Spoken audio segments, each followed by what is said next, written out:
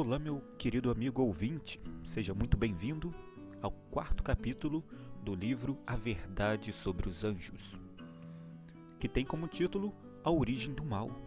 A origem do mal é um mistério. Os anjos haviam sido criados cheios de bondade e amor, amavam uns aos outros sem parcialidade e supremamente a Deus.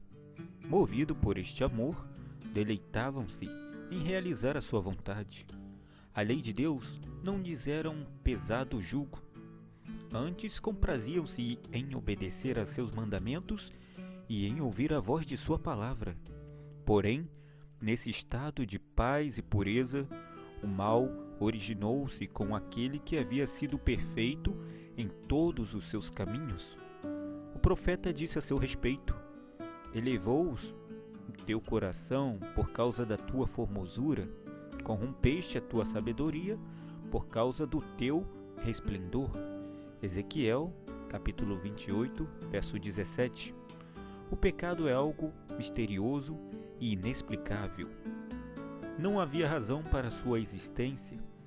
Tentar explicá-lo é procurar uma razão para ele, e isto seria justificá-lo. O pecado apareceu no universo perfeito, algo que se revelou inexcusável. Deus possuía conhecimento dos eventos futuros. Antes mesmo da criação do mundo, ele não adaptou seus propósitos para que estes se amoldassem às circunstâncias, mas permitiu que as coisas se desenvolvessem. Não agiu para que certas condições surgissem, mas sabia que elas ocorreriam. O plano que se colocaria em ação, no caso de se rebelar a alguma das elevadas inteligências celestiais, este era o segredo, o mistério oculto desde as eras passadas. Um oferecimento foi preparado pelos eternos propósitos para realizar o próprio trabalho que Deus empreendeu em favor da humanidade caída.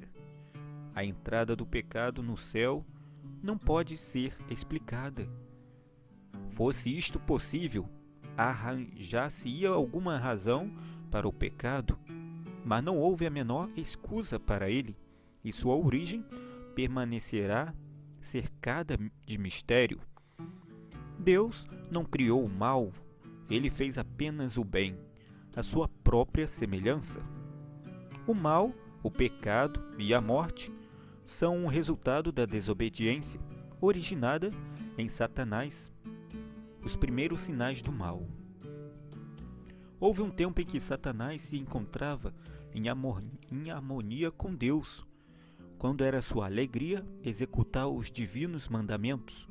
Seu coração encontrava-se cheio de amor e regozijo em servir ao Criador, até que começou a imaginar que sua sabedoria não derivava de Deus, sendo antes inerente a ele próprio, e que ele era tão digno quanto o Deus de receber honra e poder.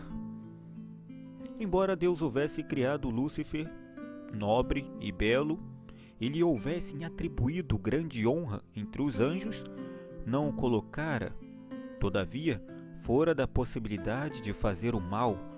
Se Satanás decidisse pelo caminho errado, poderia escolhê-lo e assim perverter seus dons. Poderia haver permanecido no favor de Deus, amado e honrado por toda a multidão angélica, presidindo em sua exaltada posição com generoso e abenigno cuidado, exercendo seus nobres poderes para abençoar outros e glorificar seu autor. Contudo, pouco a pouco, começou ele a procurar sua própria honra e empregar suas faculdades para atrair atenção e obter louvor para si mesmo. Gradualmente, também conduziu os anjos, sobre os quais presidia, a lhe prestarem serviço, em vez de devotarem todas as suas energias ao serviço do Criador. Pouco a pouco, Lúcifer veio a condescender com um desejo de exaltação própria, se bem que toda a sua glória proviesse de Deus, este poderoso anjo veio a considerá-la como pertencente a si próprio.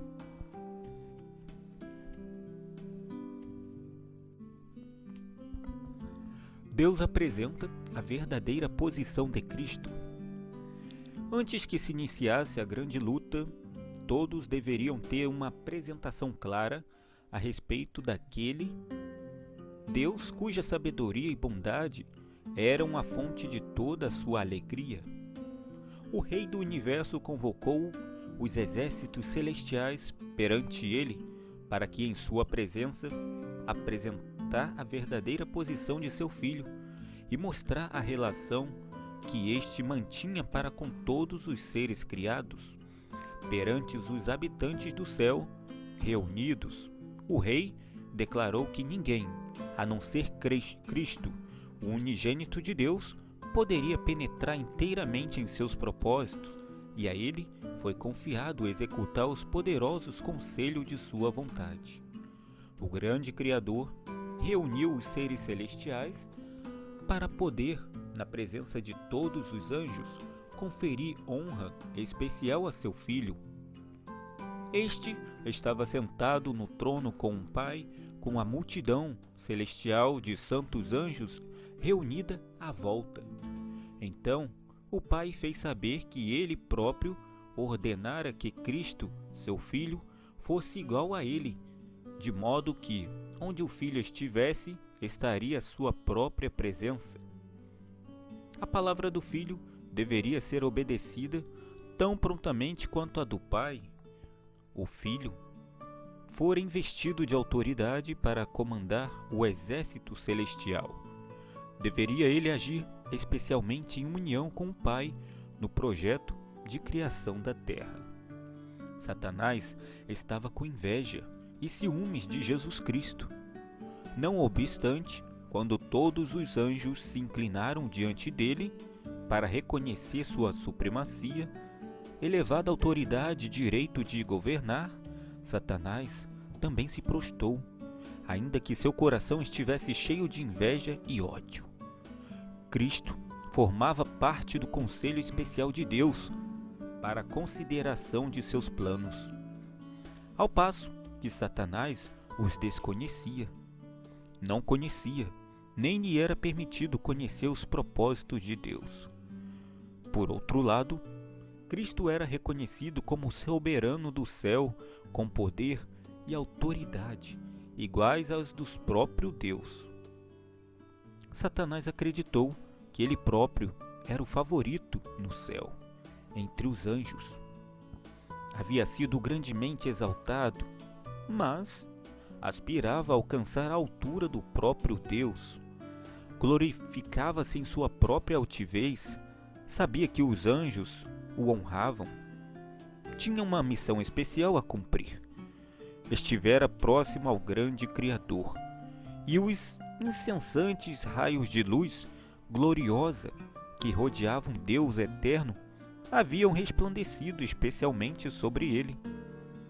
Pensou em como os anjos haviam obedecido a seu comando com prazenteira espontaneidade.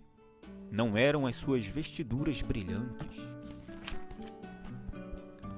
Não eram suas vestiduras brilhantes e formosas? Por que então deveria Cristo ser honrado acima dele? Os anjos alegremente reconheceram a supremacia de Cristo e, prostrando-se diante dele, extravasaram seu amor e adoração. Lúcifer curvou-se com eles, mas em seu coração havia um conflito estranho, violento. A verdade, a justiça e a lealdade estavam a lutar contra a inveja e o ciúme. A influência dos santos anjos pareceu por algum tempo levá-lo com eles. De novo, porém, achou-se repleto de orgulho por sua própria glória. Voltou-lhe o desejo de supremacia e, uma vez mais, condescendeu com a inveja de Cristo. Patriarcas e Profetas, página 36 e 37.